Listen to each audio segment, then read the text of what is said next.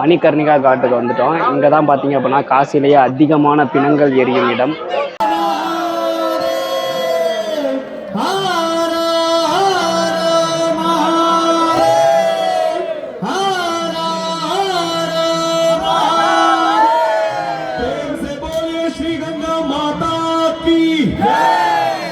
Hello travellers, வடக்கன்ஸ் வந்து ஒரு மிகப்பெரிய சம்பவத்தை பண்ணி விட்டாங்க.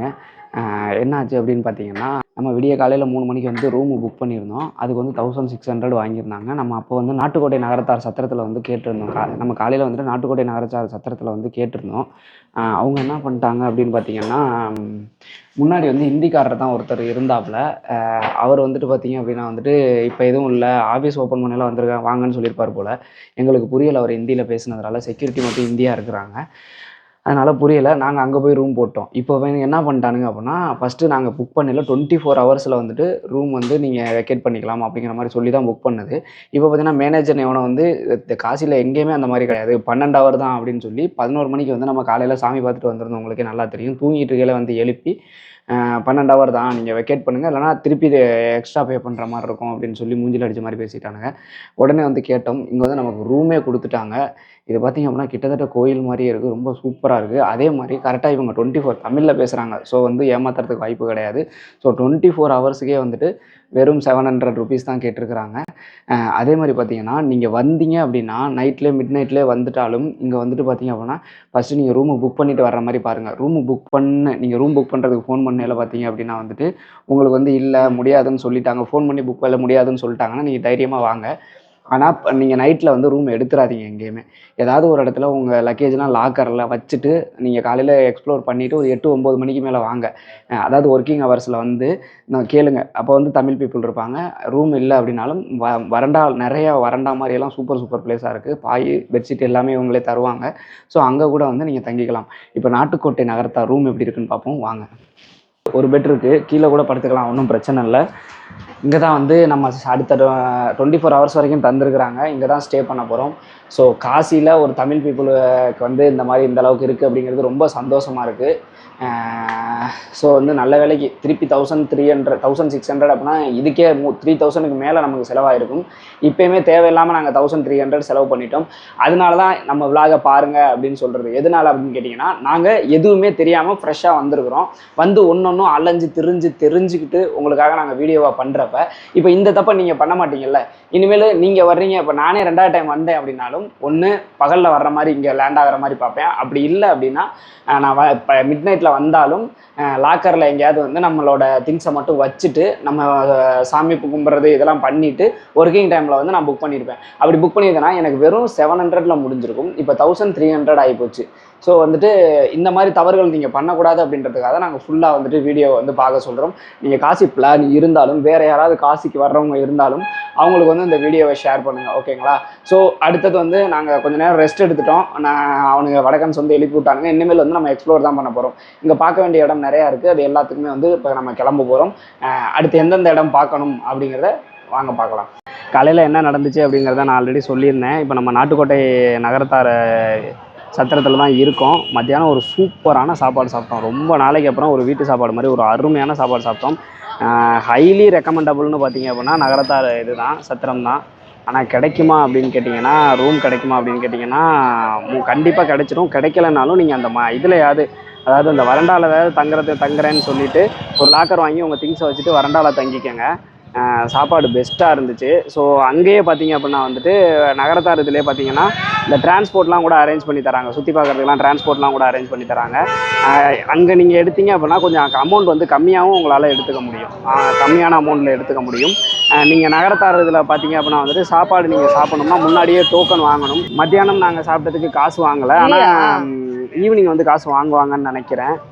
எங்கே வந்திருக்கோம் அப்படின்னு பார்த்தீங்கன்னா, அதாவது நம்ம போட்டில் வந்துட்டு போயிட்டு நிறையா கார்டெலாம் காமிப்பாங்க. கார்டுனா படித்துறையை வந்து காமிப்பாங்க. நீங்கள் படித்துறைக்கு போகிறப்ப பார்த்தீங்க அப்படின்னா வந்துட்டு நீங்கள் போட்டில் போனீங்க அப்படின்னா உங்களை இறக்கியெல்லாம் காமிக்க மாட்டாங்க. அப்படியே அந்த கார்டை மட்டும் காமிச்சு அப்படியே வந்து கூட்டிகிட்டு போயிடுவாங்க. அந்த இடத்துல மட்டும் நிப்பாட்டி அப்படியே கூட்டிகிட்டு போயிடுவாங்க. அதே இது நீங்கள் தனியாக ஒரு கார்டுக்கு ஒரு 2-3 கார்டு நான் சொல்கிறேன். அந்த கார்டுக்கெலாம் நீங்கள் ரிச்சா இல்லைனா வந்து நடந்து வர்ற மாதிரி இருந்துச்சுனாலும் நீங்கள் வந்துடுங்க. ஏன்னா இந்த இடத்துலலாம் நீங்கள் நின்று ஃபோட்டோ எடுக்கிறது, வீடியோ எடுக்கிறது, எக்ஸ்ப்ளோர் பண்ணுறது நல்ல இடம்.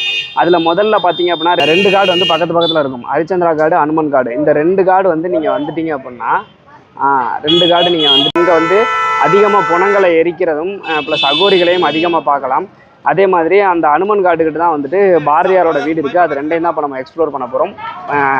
இன்னும் வேறு என்னென்ன காடு போகணும் அப்படிங்கிறத சொல்கிறோம். ஓகேங்களா? ஸோ காசியை பொறுத்த வரைக்கும் பார்த்தீங்க அப்படின்னா அந்த பிணங்கள் இருக்கிறது வந்து 2 இடத்துல வந்து 2 காட்டில் 2 படித்துறையில் வந்து இருக்கும். ஒன்று வந்து நீங்கள் ஹரிச்சந்திரா காட் வந்து பார்த்தீங்கன்னா அங்கே இருக்கும். ஆனால் எல்லாருமே பொதுவாக வந்து என்ன சொல்லுவாங்க அப்படின்னா மணிகர்ணிகா காட் தான் வந்து அதிகமாக சொல்லுவாங்க. ஏன்னா அங்கே அதிகமாக பிணங்கள் எரியும். பட் இருந்தாலும் இந்த ஹரிச்சந்திரா காட்லேயுமே வந்து பிணங்கள் எரிப்பாங்க. நீங்கள் அதையுமே வந்து பார்க்கலாம். அகோரிகள் இருப்பாங்க. அதுக்கு பக்கத்துலேயே ஹனுமான் காட்னு ஒரு காட் இருக்குது. அங்கே போனீங்க அப்படின்னா வந்து பாரதியார் 4 இயர்ஸ் அங்கே தான் இருந்தாங்க. ஸோ அவர் தங்கியிருந்த வீட்டை பார்க்கலாம். அவரோட சிவமரத்தை பார்க்கலாம். ஸோ பக்கத்துலேயே இருக்குது. கரைக்கிறதுக்காக உட்காந்துருக்காரு பாருங்க. அதாவது இந்த மாதிரி இதெல்லாம் நம்ம இந்து மதத்தில் தான் பார்க்க முடியும். இறந்ததுக்கு அப்புறமேட்டும் அவங்க வந்து சொல்லிட்டு போயிருப்பாங்க, என் அஸ்தியை கங்கையில் கரைங்க அப்படின்ற மாதிரி சொல்லிட்டு போயிருப்பாங்க. ஸோ அதுக்காக வந்து அஸ்தியை எடுத்துக்கிட்டு இந்த மாதிரி இவ்வளோ லாங்கெலாம் ட்ராவல் பண்ணி வந்திருக்காரு. அவரை பார்த்தா நம்ம தமிழ் மாதிரி தான் தெரியுது, என்னன்னு தெரியல. அதே மாதிரி இந்த கேதர் காட்டுக்கு வந்தீங்க அப்படின்னா வந்து இந்த சிவன் கோவிலை வந்து தரிசிச்சுட்டு போங்க. இந்த கோவில் எங்கே இருக்குது அப்படின்னு பார்த்தீங்கன்னா ஹரிச்சந்திரா காட்டுக்கு பக்கத்துலேயே தான் இருக்குது. ஸோ இங்கே வந்து நீங்கள் பார்க்கலாம். அதே மாதிரி பார்த்தீங்கன்னா ஒவ்வொரு இடத்துல வந்து அதாவது ஒரு காடுலேருந்து இன்னொரு காடு போகிறதுக்கு நீங்கள் என்ன பண்ணலான்னு கேட்டிங்கன்னா ஒரு பெஸ்ட் ஐடியா நடந்தே போயிடலாம். அதாவது இந்த கரையோரமாக நீங்கள் நடந்தீங்க அப்படின்னா வரிசையாக காடு 1 by 1 காடு வந்துக்கிட்டே இருக்கும். ஸோ இந்த காடை பார்த்துக்கிட்டு அப்படியே நீங்கள் போயிட்டே இருக்கலாம். நடந்து போகிறது வேடிக்கை பார்த்துட்டே போகிறதுனால உங்களுக்கு பெருசாக தெரியாது. நீங்கள் ரிச்சா மூலமாக போகிறீங்க அப்படின்னா கூட உங்களுக்கு காசு அதிகமாக தான் தேவைப்படும். அதனால் நீங்கள் நடந்து எக்ஸ்ப்ளோர் பண்ணுறது பெஸ்ட்டு எனக்கு தெரிஞ்சு. அடுத்ததாக பார்த்தீங்க அப்படின்னா வந்துட்டு நீங்கள் நம்ம ஹரிச்சந்திரா காடு உள்ளர போனோம் பார்த்தீங்களா, அதை பார்த்துட்டு திருப்பி வெளியில் வந்தீங்க அப்படின்னா மகாகவி பாரதியார் வந்து வாழ்ந்த வீடை வந்து பார்க்கலாம். ஸோ இங்கே போர்டு போட்டிருக்காங்க, ரோட்டு மேலே வந்து போர்டு போட்டிருக்காங்க. ஸோ உள்ளர போகணும். இதை போயிட்டு இப்போ நம்ம பாரதியாரோட வாழ்ந்த வீட்டையும் பார்த்துட்டு போயிருங்க. இங்கே கொஞ்ச நாள் பாரதியார் வாழ்ந்ததாக சொல்லப்படுறது. எனக்கு பாரதியார்னா அவ்வளோ பிடிக்கும். அவரோட காலடி பட்ட இடத்துக்கு நான் வந்திருக்கேன். வரணும். தேடிச்சோறு நிதம் தின்று பல சின்னஞ்சிறு கதைகள் பேசி மனம் வாடி துன்பமிகு உழன்று பிறர் வாட பல செயல்கள் செய்து நரை கூடி கிளப்பருவமேதி கொடுங்கூற்று கிரையென பின்மாயும் பல வேடிக்கை மனிதரைப் போல் நான் வீழ்வேன் என்று நினைத்தாயோ.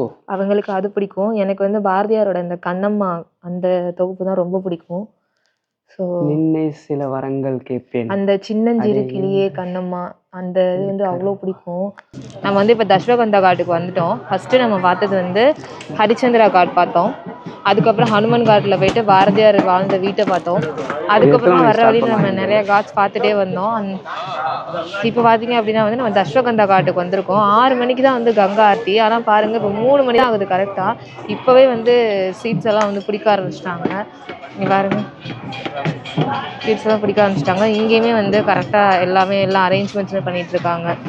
ஒரு அந்த கட்டம் மாதிரி இருக்குது. அந்த இடத்துல வந்து பெட்ஷீட்டு அந்த மாதிரி எல்லாம் போட்டு கங்காரத்திக்கு எல்லோரும் ரெடி பண்ணிகிட்டு இருக்காங்க. முன்னாடி நிறைய பேர் போட்டில் உட்காந்து பார்ப்பாங்களாம். அதுக்குமே நிறைய பேர் வந்து புக் பண்ணியிருக்காங்க போல். எல்லாருமே வந்து உட்காந்துருக்காங்க. இப்போ நம்ம பார்த்திங்க அப்படின்னா வந்துட்டு மணிகர்ணிகா காட்டுக்கு வந்துட்டோம். இங்கே தான் பார்த்திங்க அப்படின்னா காசிலேயே அதிகமான பிணங்கள் எரியும் இடம். ஹரிச்சந்திரா காட்டில் வந்து பிணங்கள் எரியும். ஆனால் அங்கே ரொம்ப கம்மியான பிணங்கள் தான் பார்த்துருப்போம். ஆனால் ரொம்ப அதிகமாக பார்த்திங்க அப்படின்னா வந்துட்டு மணிகர்ணிகா காடு இந்த காட்டில் தான் அதிகமான பிணங்கள் எரிக்கப்படுது. ஓகே, நம்ம வந்துட்டு இப்போ போட்டு போகிறோம். நான் கிட்டத்தட்ட 45 காடு காமிக்க போகிறதா சொல்கிறாங்க.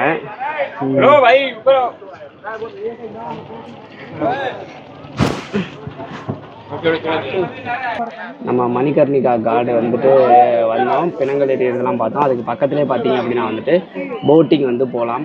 நாங்கள் என்னென்னா கங்கா ஆரத்தியை போட்டில் இருந்து பார்க்கலான்னு பார்த்தோம். ஆனால் இவங்க என்ன சொல்கிறாங்கன்னா கங்கா ஆரத்தி டைமில் வந்து போட்டை வந்து க்ளோஸ் பண்ணிடுவாங்க அப்படிங்கிற மாதிரி சொல்கிறாங்க. அதனால நாங்கள் இப்போயே போட்டு போயிட்டு கிட்டத்தட்ட 45 காடு காமிக்கிறோம் போட்லேயே அப்படின்னு சொல்லியிருக்காங்க. பர்சனுக்கு வந்து 100 ரூபா தான் கேட்டிருக்கிறாங்க. ஸோ இந்த மாதிரி பெரிய போட்டில் ஷேரிங் போட்டில் போனீங்க அப்படின்னா உங்களுக்கு கம்மியான அமௌண்ட்டு தான் ஆகும். இதே இது நீங்கள் தனியாக போனீங்கன்னா 300 ரூபா 400 ரூபா அந்த மாதிரி கேட்பாங்க. அதனால் வந்து இந்த மாதிரி பெரிய போட்டை யூஸ் பண்ணுவாங்க.